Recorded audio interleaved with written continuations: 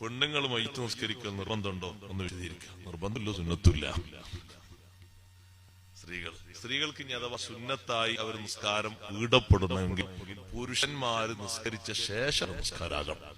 നാട്ടിൽ സാധാരണ നടക്കുന്ന സംഗതികൾക്ക് എന്റെ വാപ്പി മറപ്പെട്ടു, മീൻ പെങ്ങന്മാരൊക്കെ നിങ്ങൾ നിസ്കരിക്കണ്ടാവും ഇല്ല, സുന്നത്തില്ല. കാരണം ഏറ്റവും പൂർണ്ണരായ ആൾക്കാർ അവര് വിഭാഗീയത ഇസ്ലാമി വിഭാഗീയത ആക്കിയെന്നൊന്നും പറയാൻ നിൽക്കണം. ഇതിപ്പോ എല്ലാത്തും സമത്വം വാദിച്ചു നമ്മളും കുറെ സമത്വത്തിൽ മുന്നേറാൻ തുടങ്ങി. അത് വലിയ ഇടങ്ങേറുമാണ്. ഞാൻ അതിലേക്ക് കടന്ന് സംസാരിക്കുന്നില്ല. ഇരിക്കട്ടെ സഹോദരങ്ങളെ, ഈ പുരുഷന്മാരാണ് ആ നിസ്കാരത്തിൽ അക്മൽ.